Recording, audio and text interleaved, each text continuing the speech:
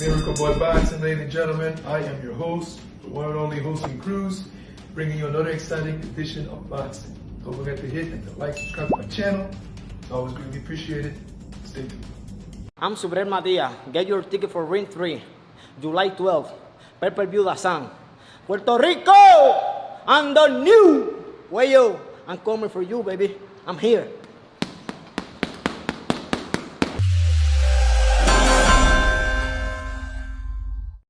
Miracle Boy Boxing, ladies and gentlemen. I am your host, hosting Cruz, and as you guys saw, man, the monster, the boogeyman at 140, the most dangerous fighter at 140, the most ducked fighter at 140, 22-2, 22 knockouts, the former IBF junior welterweight world champion who's looking to become a two-time world champion, looking to take away the WBC title at 140 pounds from current champion and undefeated 24-0 with 10 knockouts, former WBA champion and now current WBC champion from the Dominican Republic, Alberto Puello, La Avispa.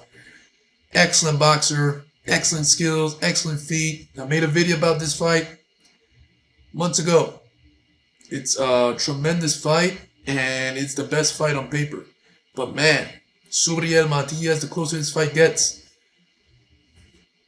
you tend to ask yourself, I don't know, man. I don't know if Puello is in for a long night. And you can say the same thing for Matias. You know, everybody's calling this a 50-50.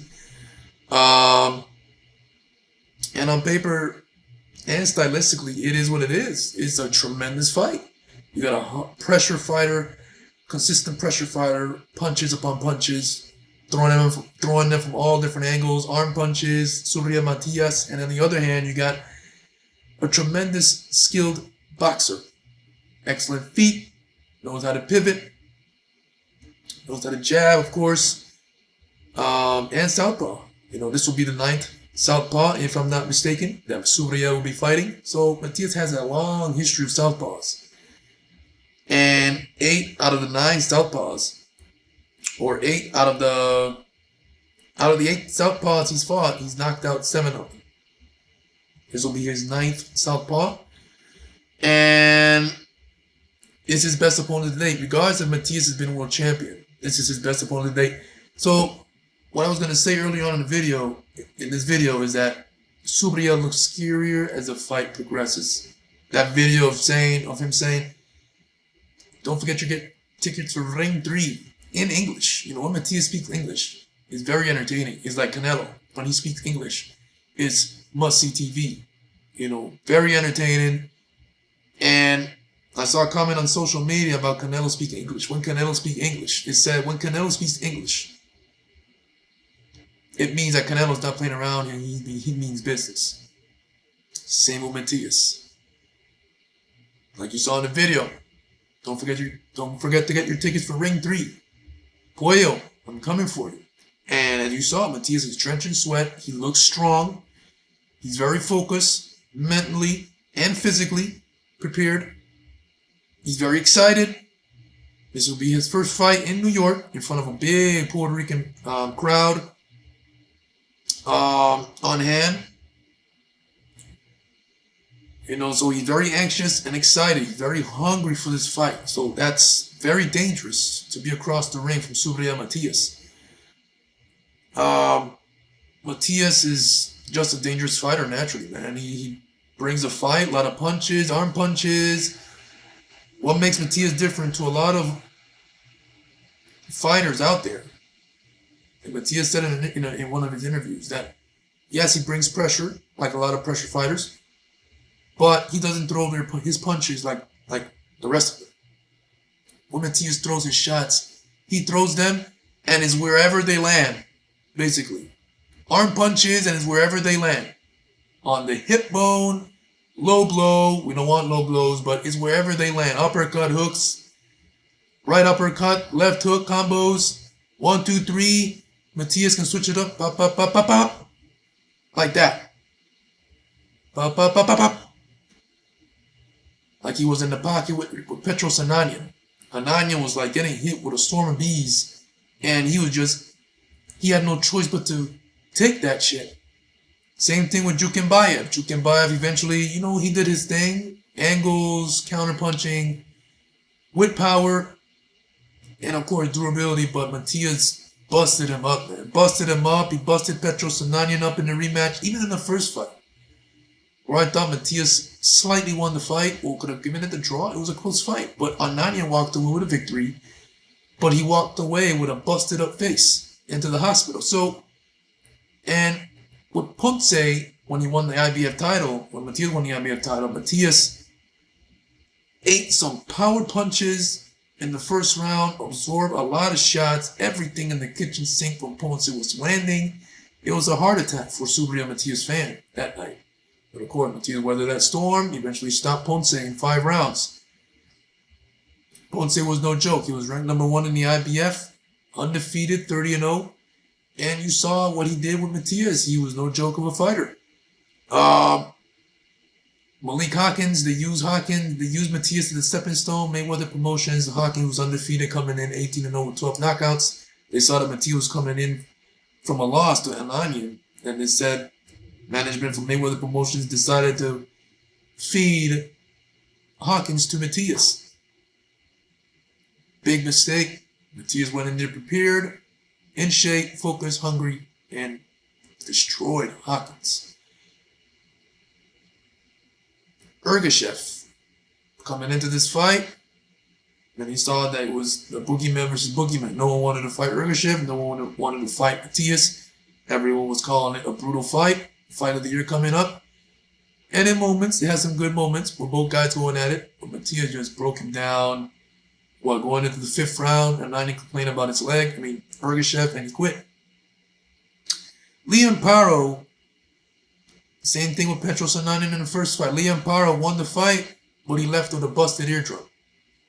And he almost quit in the 6th round. So, regardless if we want to say Matias was not fully in shape for that fight, didn't take the fight serious or whatever, Paro won. It is what it is.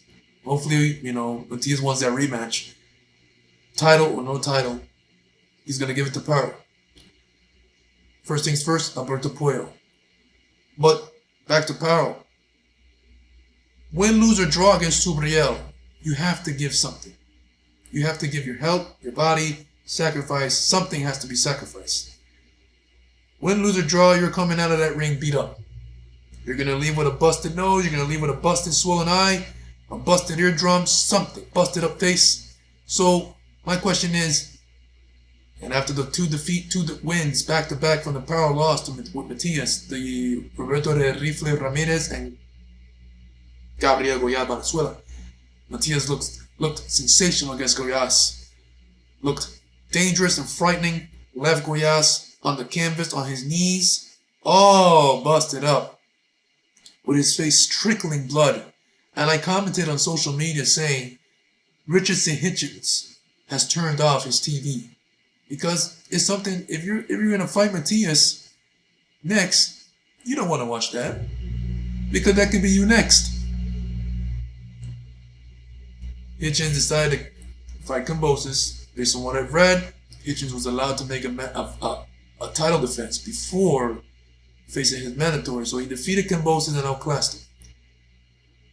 Now all of a sudden, Matias decided to fight Puello, because Puello gave him the opportunity. Matias needs to be active. He cannot be waiting on Hitchens.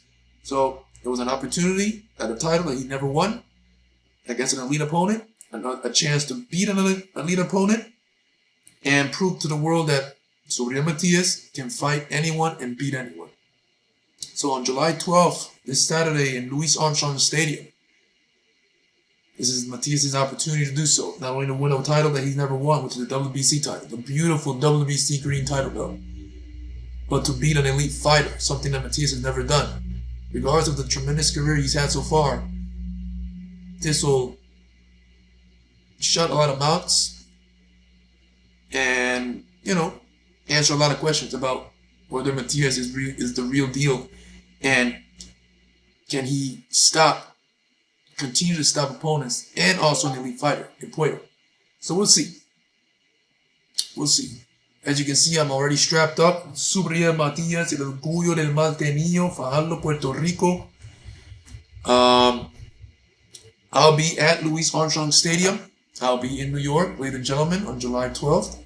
And I'll also be in New York for the Amanda Serrano versus Katie Taylor fight. I'll be in New York. And I'm going to enjoy both nights of tremendous elite boxing. Two tremendous events in one weekend, one spot in New York.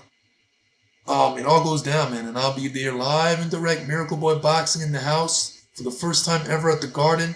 Amanda Serrano vs. Katie Taylor in a tremendous trilogy, one of the best trilogies in boxing history.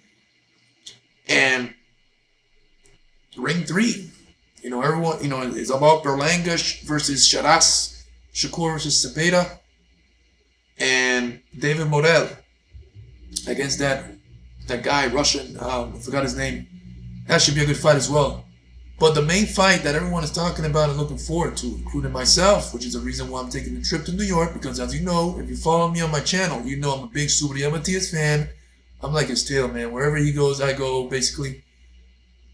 Wherever, if you see Matias, if Matias is fighting, I'm more than likely around there somewhere.